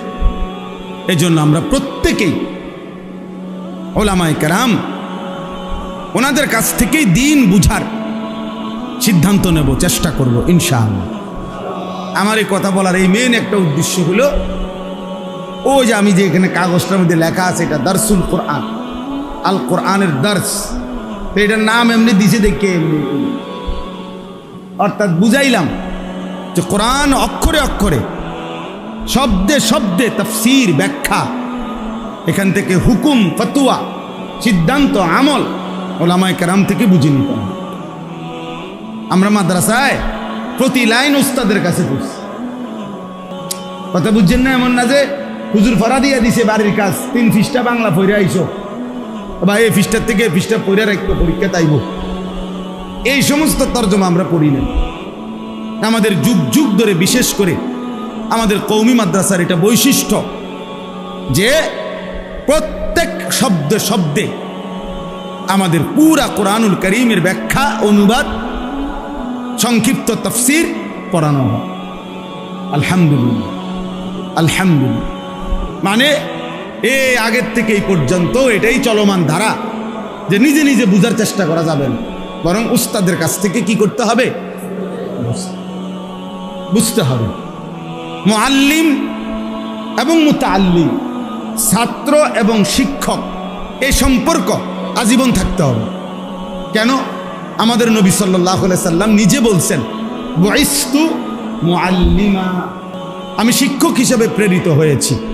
অতএব নবী যেহেতু শিক্ষক, তো সাহাবায়ে কেরাম কি? ছাত্র। তাহলে শিক্ষক এবং ছাত্রের এই তর্জ, এই তরিকা নববী তরিকা। অতএব এর ভিন্ন অন্য কোনো পদ্ধতিতে দিন শিখলে হবে না। অন্য পদ্ধতিতে দিন শিখলে হবে না। আমি এখন রিসার্চ করি হুজুর, নিজে অনেক কিছু বুঝি, পণ্ডিতি মারে। আমার জীবনে আমি তো হজে, উমরায়, বিভিন্ন সময় জেনারেল বহু মানুষের সাথে তো আমাদের সম্পর্ক, যেহেতু ওয়াইজের কারণে। যে কোনো লোক যদি আমারে অনেক বলে, অনেক সময় এমন হয়, আরে ভদ্রলোক বলতেছে, হুজুর বিষয়টা অবশ্য আমিও জানি, আমারও আইডিয়া আছে, তারপরেও আপনার কাছ থেকে ওভার শিওর হতে চাচ্ছি, একটু শিওর হতে চাচ্ছি, আপনি কি মনে করেন? আমি সব সময় বলি যে আমি কিছুই মনে করি না, আমার এই ব্যাপারে তেমন কিছু জানা নাই, আপনি যেটা শিওর হয়ে রয়েছেন সেটা মনে হয়। আপনি মাতবুরি করতে নাইছেন। হ্যাঁ, উনি সব জানে। আমার আইসি ইন্টারভিউ নিতে, আমি তো ইন্টারভিউ দিয়েই ফাঁস করে আইছি। কথা বুঝেন নাই? আমি তো সার্টিফিকেট আছে আমার কাছে পড়ালেখা, তো আমার উস্তাদরা তো বাচ্চা আছে সবাই। আপনি জিগাইলেই তো যেহেতু চুরি করছে না পড়ছে, তো জিগাইলেই তো। এই জন্য এটা জরুরি বিষয় বোঝা, দিন বোঝা দরকার। কিতাবুল্লাহ, আসমানি ওয়াহি, আল্লাহর কোরআন এবং রাসূলের সুন্নাহ থেকে, তবে রিজালুল্লাহ, আল্লাহর পক্ষ থেকে মনোনীত উলামায়ে উম্মতের মাধ্যমে। দুইটাই লাগবে। শুধু ব্যক্তি বলে দিছে, এর কোনো কোরআন সুন্নাহর সাথে কোনো সম্পৃক্ততাই নাই, তাইলেও হবে না। কথা বলেন না কেন? আবার কোরআন সুন্নাহর কথাটা কে বুঝাইতে চাইছে, এটা যদি আল্লাহ পাকের এই মনোনীত যুগ যুগ ধরে উলামায়ে উম্মত ব্যাখ্যা করে না দেয়, তাহলে নিজে নিজে বুঝতে যাওয়া, এটাও বরবাদি, এটাও পেরেশানি, এটাও মুসিবত, এটাও মুসিবত। আল্লাহ তাআলা আমাদেরকে প্রান্তিকতা থেকে হেফাজত করুন। এবার আসেন বাকিটা শুধু তর্জমা বলি, তাইলে কথা শেষ। আল্লাহ তাআলা বলেন, ওয়ালিকুল্লি উম্মাতিন জাআলনা মানসাকান, প্রত্যেক উম্মত, জাতি, গোষ্ঠীর জন্য আমি আল্লাহ কোরবানি নির্ধারণ করেছি। ওই যে এখানে মনে আসেনি কি কইছিলাম, যে প্রাধান্য পাবে কোন অর্থ? কোরবানি। এখন আল্লাহ তাআলা বলেন, যদি বান্দা জিজ্ঞেস করে যে আল্লাহ কোরবানি আপনি কেন নির্ধারণ করছেন, কোরবানির মাকসাদ কি, তা আল্লাহ তাআলা বলেন, গোশত খাওয়া মাকসাদ না, গরু কমাইয়া দেওয়া, ছাগল কমিয়ে দেওয়া পৃথিবী থেকে, এটা মাকসাদ না। বরং মাকসাদ এক নাম্বার, লিয়াযকুরুসমাল্লাহ আলা মা রাযাকাহুম মিন বাহিমাতিল আনআম, কোরবানির দিনে নির্ধারিত হালাল যেই চতুষ্পদ প্রাণী, যেগুলো আমি আল্লাহ আমার রাসূলের মাধ্যমে অনুমোদন দিয়েছি, গরু, ছাগল, ভেড়া, বকরি, দুম্বা, মহিষ, নাকি ওট, যেগুলো আমি আল্লাহ অনুমোদন দিয়েছি, সেই হালাল চতুষ্পদ প্রাণী জবাই করবার মুহূর্তে সবাই মিলে যে আমি আল্লাহর নাম উচ্চারণ করে, আল্লাহু আকবার বলে, তাকবীর দেয়, আমার নাম বলে, আল্লাহ বলে, বান্দা বিশ্বাস করো, আমার এই বুলন্দ নাম উচ্চারিত হবে, আমার নাম দিক দিগন্তে আলোচিত হবে, উচ্চ কণ্ঠে আমার ধ্বনি উঠবে, আমি এই জিকির, এই স্মরণ, আমার এই আওয়াজ, আমার এই নামের বুলন্দ ধ্বনি শুনবার জন্যই আমি আল্লাহ কোরবানির বিধান দিয়েছি। আল্লাহু আকবার, বুঝছেন? আল্লাহু আকবার, এ ধ্বনি মালিকের বড় পছন্দের ধ্বনি। ওয়ালিতুকাব্বিরুল্লাহ আলা মা হাদাকুম, কোরআনে আছে, আল্লাহ বলছে আমি যে তোমাকে হেদায়েত দিছি, আমি যে তোমাকে ইসলাম দিয়েছি, আমি যে তোমাদেরকে নিয়ামত দিয়েছি, আমি যে তোমাদেরকে জান্নাতের সন্ধান দিছি, আমি যে তোমাদেরকে মুমিনের ঘরে দিছি, আমি যে তোমাদেরকে রমজানের রোজা দিয়েছি, আমি যে সবে কদর দিয়েছি, আমি যে এতেকাফ দিয়েছি, আমি যে ইফতার সাহারিতে নেকি দিছি, আমি যে তারাবিতে নেকি দিছি, এই যে এত কিছু জান্নাতের জন্য আমি আল্লাহ যে তোমরে বলে দিলাম, পথ দেখাইয়া দিলাম, ওয়ালি তুকাব্বিরুল্লাহ, এই খুশিতে তাকবীর দাও। কি দাও? লাগাও তাকবীর, আল্লাহু আকবার।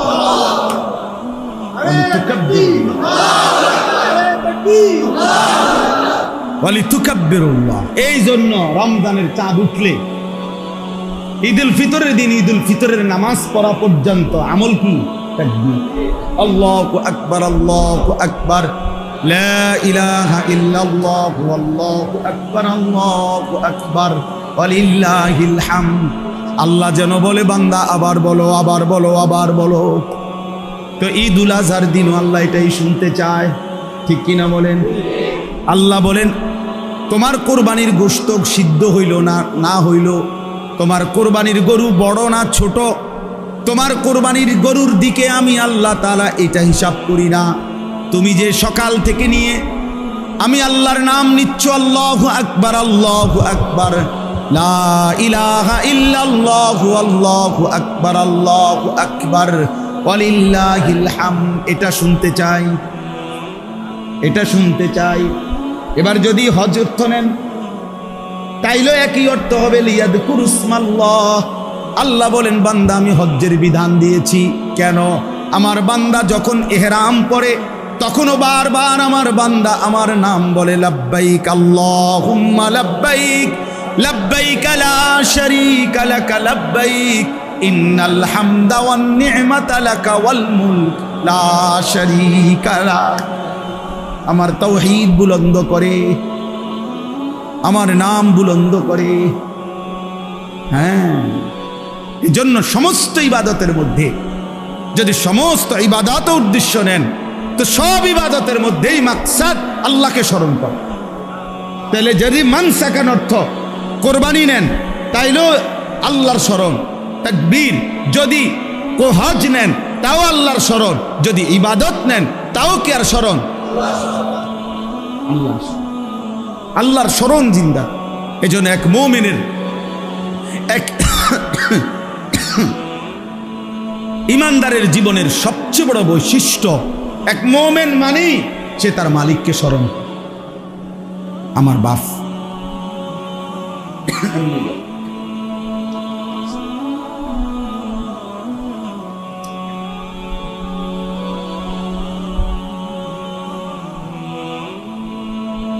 এজন্য পুরা কোরআনে আছে এটা বারবার, ফাইদা কাদাইতুমুস সালাতা ফাযকুরুল্লাহা কিয়ামান ওয়া কুউদান ওয়া আলা জুনুবিকুম।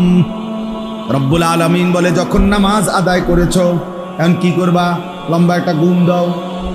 আল্লাহ বলে না, ফাযকুরুল্লাহ কিয়ামান ওয়া কুউদান ওয়া আলা জুনুবিকুম, দাঁড়িয়ে বসে শুয়ে যে অবস্থায় থাকো না কেন আমি আল্লাহর জিকির করো, আমার নাম বুলন্দ করো, আমারে ডাকো।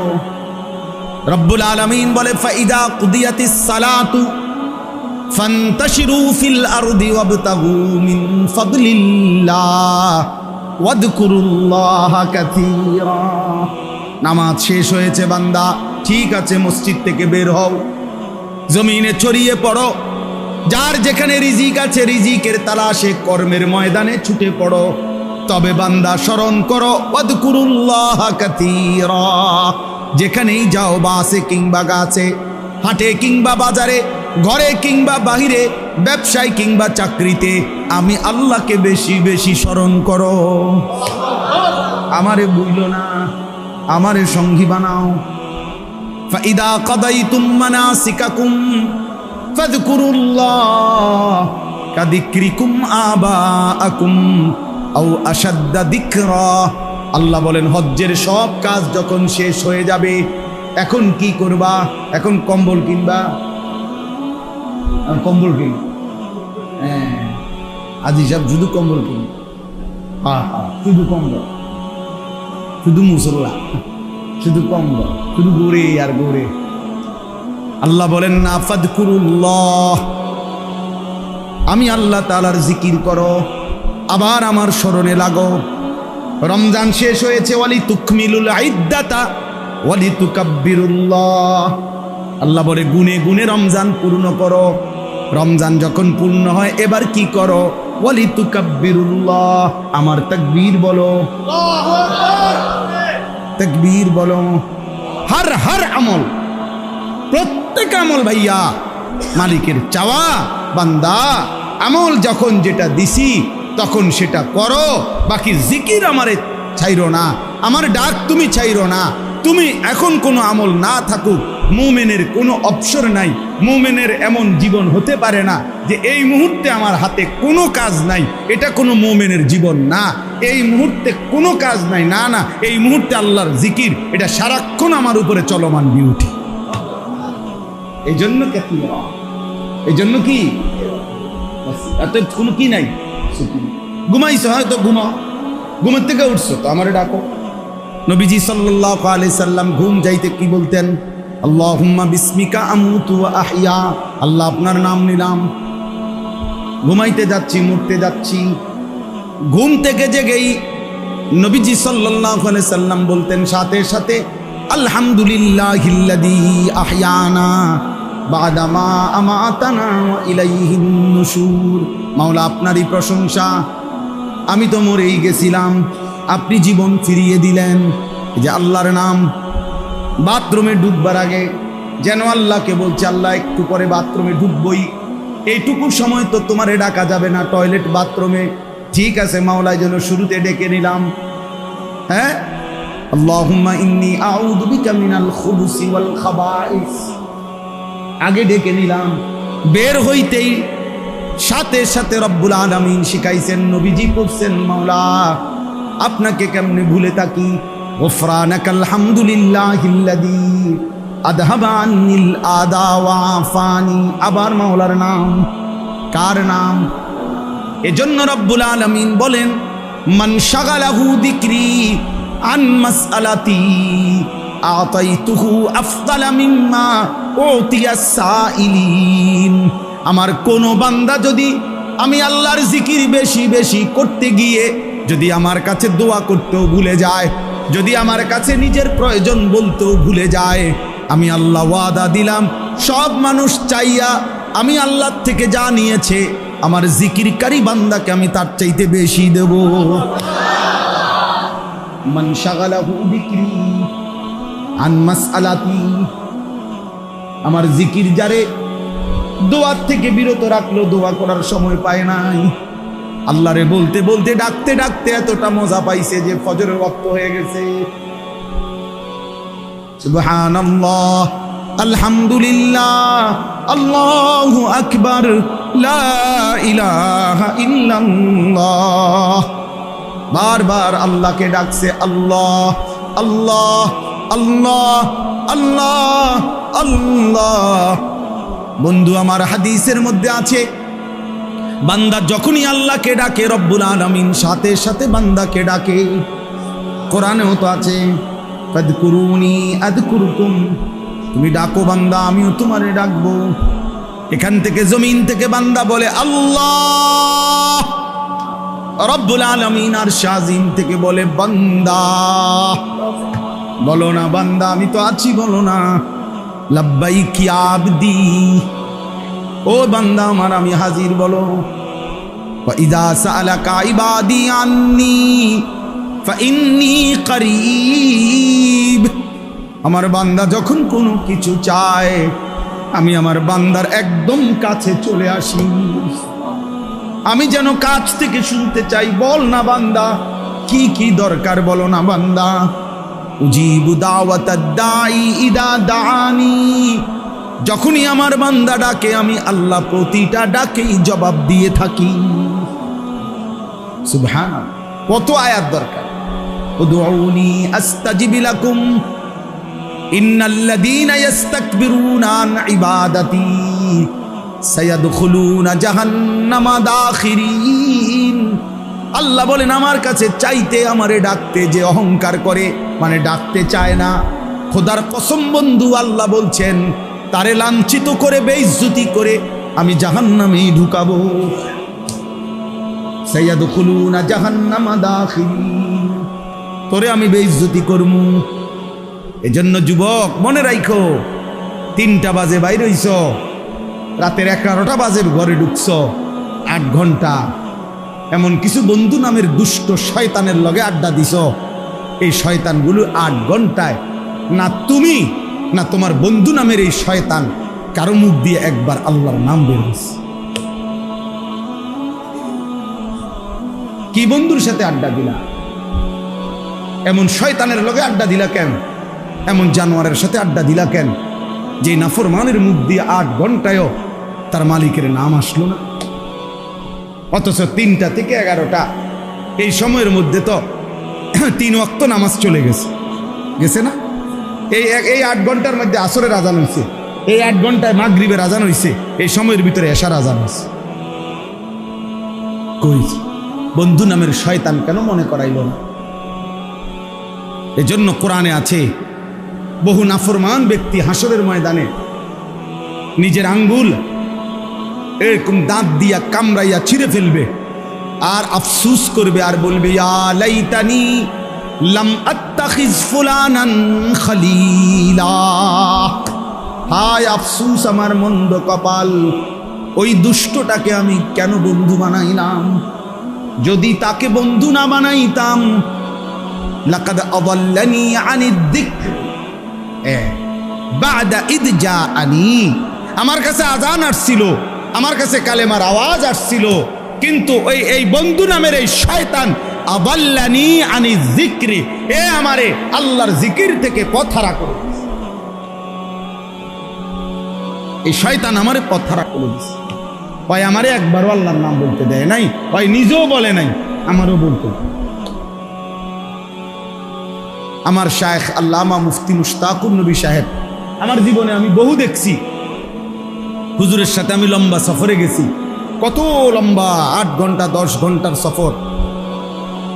যখনই হুজুরের সাথে কোনো গল্প করতে চাইছি, গল্প এই মনে করেন এমনি গল্প, তার বাজে কথা না, প্রয়োজনীয় কথাই মনে করেন এমনের কি গল্পর আকারে। যখনই হুজুরে দেখে গল্প জোরাইতে আছি, মানে গল্পের বাইল করছি মাত্র, হুজুর সাথে সাথে বলে মৌলানা 10 বার কুল হু আল্লাহ পড়লে জান্নাতে একটা ঘর হয়, চলেন কয়টা ঘর বানাই। মানে দিল আরে ফানিডাল্লা, আমার গল্পটার উপরে কি দিয়ে দিল? ফানিডাল্লা দিল। এইটা হুজুরে কর, 10 বার কুল হু আল্লাহ পড়লে কি হয়? জান্নাতে একটা ঘর হয়। চলেন দুজনে কয়টা ঘর বানাই, মানে জান্নাতে। তার মানে কি? তার মানে কুল হু আল্লাহ পড়েন, কথা বন্ধ করেন, গপ বন্ধ করেন। এই আমাদের কুমিল্লার বটগ্রামের হুজুর আল্লামা নুরুল হক সাহেব, যারা তাকে দেখছে জানে, আমি জীবনে কমপক্ষে 10 বছর ধরে আজকে ওনারে লাগাতার দেখি। আমি এই 10 বছরে কোনো দিন ওনারে দেখি নাই প্রয়োজনের অতিরিক্ত এক শব্দ কথা বলি, প্রয়োজনের অতিরিক্ত কথা শেষ, উনি অন্য কাজে ব্যস্ত, হয়তো উঠে গেছে। আমাদের জিঙ্গাইতেও না যে আমি যাই না, হুজুর কথা শেষ, আমি আল্লাহকে নিয়ে থাকা। আজকে এটাই রাত হয়েছে অনেক, কেন জানি বেশি বলা হয়ে গেছে। সেলিম ভাই আসাতে দাঁড়িয়েছে, মাশা। যাই হোক, লিয়াযকুরুসমাল্লাহ, তাহলে কোরবানি বলেন, হজ বলেন, নামাজ বলেন, জিন্দিগিতে এই সব এক এক সময় এক একটা ইবাদতকে আল্লাহ এভাবে সাজাইছেন। আমার শায়েখ বলে, মজার বিষয়, একটা সুন্দর কথা শুনেন, হুজুরে বলে এটা, আল্লামা মুফতি মুশতাকুর নবী কাসিম হুজুর বলে যে ভাইয়া সবই হলো চিনি, দুধ, হ্যাঁ, এই পানি মিশাইয়াই সবগুলো মিষ্টি বানাইছে, সবগুলোর মধ্যেই উপাদান দুধ, চিনি, পানি, ঠিক না? কিন্তু বিচিত্র মানুষের স্বাদের জন্য, বিচিত্র মজা আনার জন্য একটার নাম দিছে সন্দেশ, একটার নাম দিছে রসমালাই, একটার নাম দিছে কাঁচা গোল্লা, একটার নাম দিছে চমচম, হ্যাঁ, একটা ছানা বালুসা, একটার এই নাম ওই নাম, কিন্তু সবগুলো মিলাইয়া মূলত দুধ, চিনি, পানি। তে এত কিছু না কইরা একটা বড় কইরা ফুটবলের মতো মিষ্টির একটা ছাক্কা বানাই দিলে তো আর হাসছিল, বুঝেন না? এমনি অথবা আরো বড় চাইয়া যে এটা একবারে তোমারে বানাই দিলাম, এটার থেকে একেবারে হাত দিয়ে কামড়াইয়া যখন যে দূর লাগে খাইবা, ঠিক না? কিন্তু এই বৈচিত্র্যতা আসতো না তখন, ঠিক কিনা বলেন না কেন? তো আল্লাহ পাক রব্বুল আলামিন বান্দার মধ্যে যেন বৈচিত্র্যতা আসে, মজা আসে, স্বাদ আসে, এই জন্য আল্লাহ বলছে একবার বলো সুবহানাল্লাহ, এটা এক মজা পাইবা। আবার বলো আলহামদুলিল্লাহ, তো আরেক মজা। এবার বলো আল্লাহু আকবার, তো আরেক মজা। এবার বলো লা ইলাহা ইল্লাল্লাহ, এবার বলো আস্তাগফিরুল্লাহ, এবার বলো সাল্লাল্লাহু আলাইহি ওয়াসাল্লাম, এবার বলো মাশা আল্লাহ, এবার বলো নাউযু বিল্লাহ, এবার বলো আস্তাগফিরুল্লাহ, এবার বলো ইন্না লিল্লাহ। বলতে থাকো, এক এক আইটেমে বলো। তো আলাদা আলাদা ভিন্ন ভিন্ন, কিন্তু ঘুরে ফিরে সবগুলোর মূল মাকসাদ আল্লাহ। লিয়াযকুরুসমাল্লাহ, রবের নাম জিন্দা করা। কার নাম? আল্লাহ। ফাইলাহুকুম ইলাহুন ওয়াহিদ ফালাহু আসলিমু, অতএব তোমাদের ইলাহ কেবলই একজন। কয়জন? ফালাহু আসলিমু, কাজেই আমার বান্দা সেই আল্লাহর দিকেই ঝুঁকে পড়ো, সেই আল্লাহর কাছেই নিজেকে সমর্পণ করো। ওয়াবাশশিরিল মুখবিতিন, আল্লাহ বলে বন্ধু আমি আল্লাহর প্রতি অনুগত বিনয়ী যত বান্দা, আমার এমন প্রতিটা বান্দাকে জান্নাতের সুসংবাদ দিয়ে দেন। আল্লাযীনা ইদা যুকিরাল্লাহু ওয়াজিলাত কুলুবুহুম, আল্লাহ বলেন কেমন বান্দা বিনয়ী, কেমন বান্দা আমার অনুগত, কেমন বান্দার জন্য জান্নাতের সুসংবাদ। এক নম্বরে হলো আমি আল্লাহর জিকির যখন করে, সাথে সাথে যখন তাদের অন্তর আমি আল্লাহর ভয়ে কাঁপতে থাকে, তাদের জন্য জান্নাতের সুসংবাদ।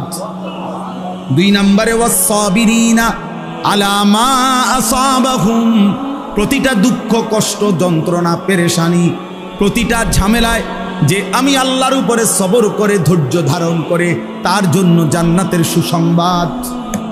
তিন নম্বরে ওয়াল মুকিমিস সালাহ, 5 ওয়াক্ত নামাজ যে ঠিকমতো আদায় করে, আমার এমন অনুগত বান্দার জন্য জান্নাতের সুসংবাদ।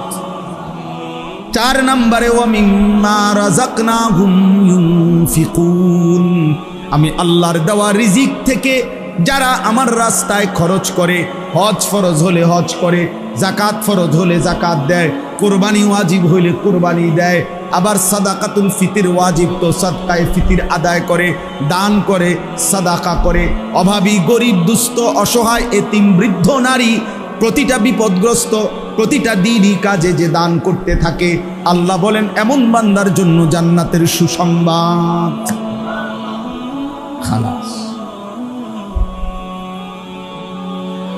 আল্লাহ আমাদেরকে তৌফিক দান করেন। মূল বক্তব্য হইল কি বলা উদ্দেশ্য? মালিকের নাম উচ্চারণ। কার নাম? ওই জবান দামি হয় যে জবান তার রবের নাম। হাসরের দিন দুনিয়াতেও আল্লাহ বলছে, কোরআনে আছে, আলাম নাজআল লাহু আইনাইন ওয়া লিসানান ওয়া শাফাতাইন। আল্লাহ বলে আমি কি তোমারে 2টা চোখ দেই নাই? আমি কি একটা জিহ্বা দেই নাই? আমি কি 2টা ঠোঁট দেই নাই বান্দা? তা আমার ঠোঁটে আমার নাম হবে না? আমার জিহ্বায় আমার নাম নিবা না? আমার চোখে আমারে দেখবা না? কি পরিমাণ মায়া করে কথাটা আল্লাহ আল্লাহ যদি এটা সম্মান করত, হে আনিস চোখটা আমার না, তাই কি বলতাম যে আপনার। আল্লাহ যদি বলে আমার চোখে আমার কালাম দেখল না, আমার দেওয়া জিহ্বায় আমার নাম নিলা না, কেমন হলো? তো পৃথিবীতে এরকম গাদ্দাররে ভদ্রলোক বলবে কি? যার থেকে সে 24 ঘন্টা পায়, সে তার প্রতি অকৃতজ্ঞ, সে তার বিরুদ্ধাচরণ করে, তার হুকুম লঙ্ঘন করে, এরকম মানুষকে পৃথিবীতে কোন যুক্তিতে, কোন শব্দে তারে ভদ্রলোক বলবে? বলেন না কেন মিয়া? কথা বলে এজন্য কোনো বেনামাজি, কোনো হারামখোর, কোনো নাফরমান ভদ্রলোক হইতে পারে না। ইমানদারি ভদ্র, সেজদাওয়ালাই ভদ্র, কালেমাওয়ালাই ভদ্র। আল্লাহকে যে ভয় করে সেই কেবল কি? আল্লাহ আমাদেরকে তৌফিক দান করেন। আল্লাহ তোমাদের যুবকদেরকে কবুল করে নেন। প্রিয় ভাই, আল্লাহর দ্বীনের জন্য নিজেকে প্রস্তুত করো, কালেমার জন্য নিজেকে রেডি করো, 5 ওয়াক্ত নামাজ পড়ো এবং নিজের আখলাক চরিত্র হেফাজত করো। নারী, ছবি, মদ, জুয়া, জেনা, ব্যভিচার, অশ্লীল দৃশ্য, এই চুলের বেইমানি ফ্যাশন, কাফের মুশরিকদের অনুসরণ, এটা ছাড়ো বন্ধু, এটা ছাড়ো। বিবেককে কাজে লাগাও, হায়াতকে কাজে লাগাও, সময়কে কাজে লাগাও। নিয়ত করো, এখন হজ্জের মৌসুম। আমার তো প্রতিদিন বলি এজন্য, এখন এই হজ্জের মৌসুমে প্রতিদিন আল্লাহর বান্দা মালিকের ঘরের কাছে ছুটছে।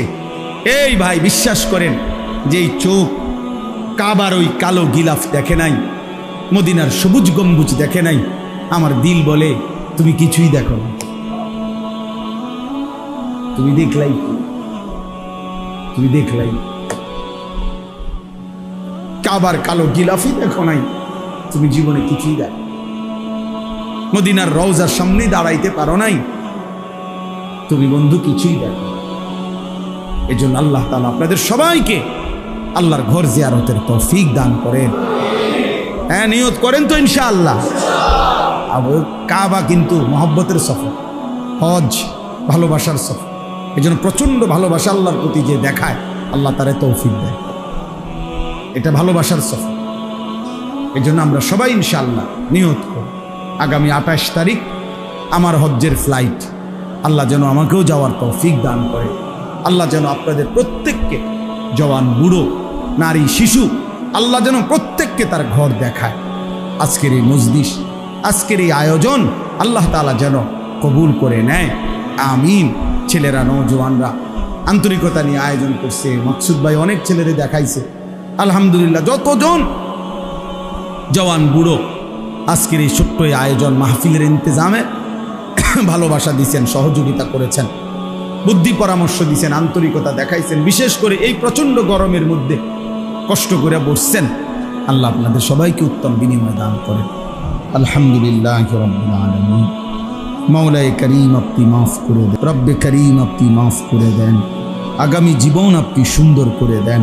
সেজদাওয়ালা কপাল বানিয়ে দেন, কাঁদনেওয়ালা চোখ বানিয়ে দেন, জিকিরওয়ালা জবান বানিয়ে দেন, জিকিরওয়ালা জবান বানিয়ে দেন।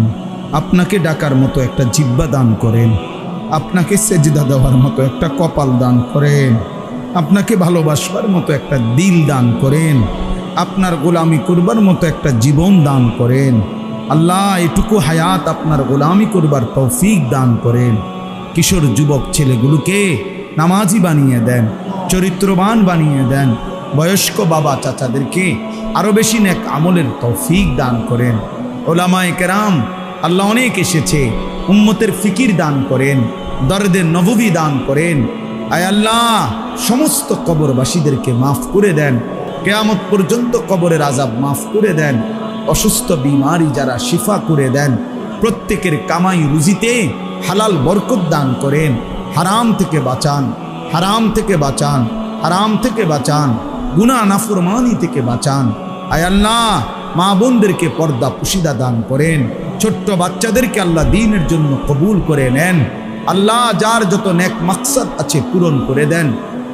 প্রবাসী বিদেশের জমিনে যারা সহি সালামতে নিরাপদে রাখেন, মাওলা আমার দেশকে নিরাপদ করে দেন, আমার দেশকে নিরাপদ করে দেন, আমার দেশকে নিরাপদ করে দেন। আল্লাহ, প্রতিটা মানুষের জান, মাল, ইজ্জত, আব্রু আপনি হেফাজত করেন। আল্লাহ, প্রতিবেশীর আক্রমণ থেকে আমার দেশকে হেফাজত করেন। জালেমের জুলুম থেকে আপনি হেফাজত করেন। আল্লাহ, আপনি মাফ করে দেন, আপনি মাফ করে দেন। আয় আল্লাহ, আয় আল্লাহ, আপনার ঘর যারা জিয়ারত করতে পৌঁছে গেছে কবুল করে নেন। আমরা যারা যেতে চাই তৌফিক দান করেন। আমার এই বাবা ভাই প্রত্যেককে আল্লাহ আপনার ঘর দেখবার তৌফিক দান করেন, বন্ধুর রওজা দেখবার তৌফিক দান করেন। রাত গভীরে আখিরি ফরিয়াদ, গাজা ফিলিস্তিনের মুসলমানকে বিজয় দান করেন, মজলুমের বিজয় দান করেন। ইসরায়েলকে ধ্বংস করে দেন, ইসরায়েলকে ধ্বংস করে দেন, নেতানিয়াহুকে ধ্বংস করে দেন। আল্লাহ, মোদিকে আপনি বেইজ্জতি করেছেন, নেতানিয়াহুকে আপনি ধ্বংস করে দেন, মাওলা ধ্বংস করে দেন। পাকিস্তানের মতো একটা বিজয় ফিলিস্তিনিকেও দেন, আল্লাহ গাজাকেও দেন। আল্লাহ, গাজার হাসি দেখতে চাই, ফিলিস্তিনের হাসি দেখতে চাই। আল্লাহ, এই চোখে দেখতে চাই।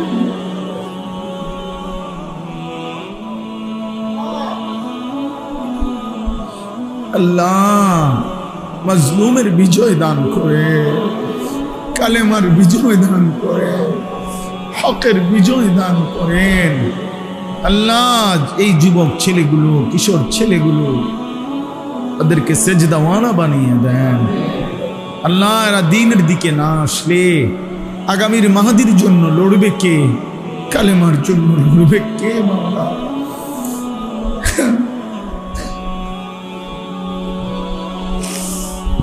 আল্লাহ,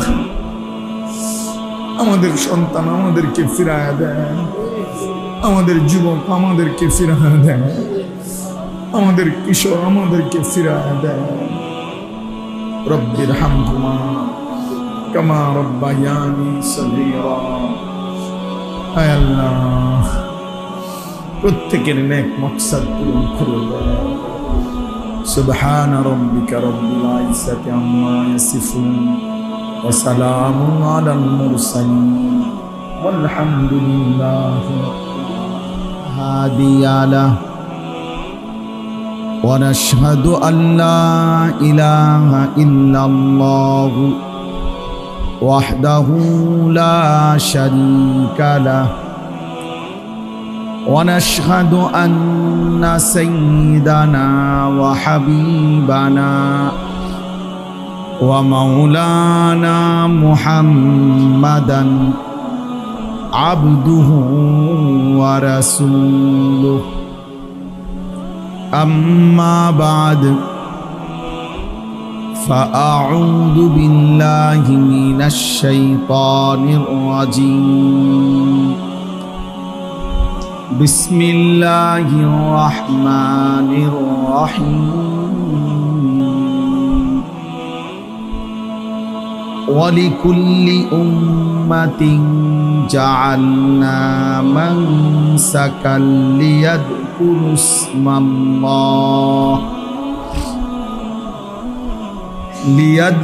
اسم الله على ما رزقهم من بهيمة الأنعام. فإلهكم إله واحد فله أسلموا وبشر المخبتين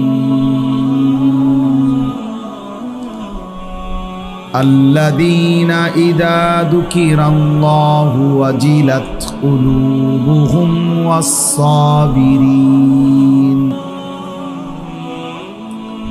والصابرين على ما أصابهم والمقيم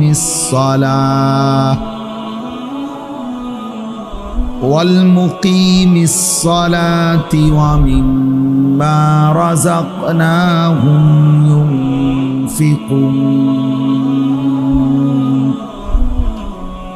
صدق الله مولانا العظيم. وقال نبينا صلى الله عليه وسلم: ما عمل آدمي من عمل يوم النحر أحب إلى الله من إحراق الدم، وإنه يأتي يوم القيامة بقرونها وأشعارها وأظلافها، وإن الدم ليقع من الله بمكان قبل أن يقع من الأرض، فطيبوا بها نفسا.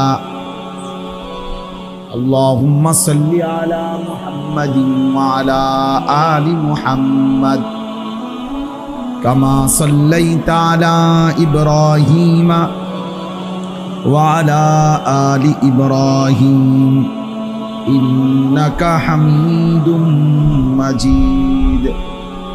আল্লাহুম্মা বারিক আলা মুহাম্মাদিন ওয়া আলা আলি মুহাম্মাদ কামা বারাকতা আলা ইব্রাহিম ওয়া আলা আলি ইব্রাহিম ইন্নাকা হামিদুম মাজিদ। সুবহানাকা লা ইলমা লানা ইল্লা মা আল্লামতানা ইন্নাকা আনতাল আলিমুল হাকিম। ভিতরে আওয়াজ কম। আলহামদুলিল্লাহ, আল্লাহ পাক রব্বুল ইজ্জত যুল জালাল ওয়াল ইকরামের ফজল করম, রব্বুল আলামিনের অপরিসীম ইহসান, মেহেরবানি, দয়া, আল্লাহ তাআলা আমাদেরকে আজ 17 মে 2025 রোজ শনিবার কুমিল্লা জেলা লাকসাম উপজেলাধীন বাতাখালী খাঁবাড়ি জামে মসজিদে কুরআনুল করিমের দর্স ও ইসলাহি মজলিসে আল্লাহ তাআলাই আমাদেরকে আসবার বসবার, আল্লাহর জন্যই জমা হওয়ার তৌফিক দান করেছেন। এজন্য আমরা সকলেই বলি আলহামদুলিল্লাহ। আমার কাছে এখনো মনে হইতেছে আওয়াজ সব বাহিরে, ভেতরে আওয়াজ আপনাদের স্বাভাবিক হয় না। মসজিদের ভিতরে তো একটা আওয়াজ থাকবে।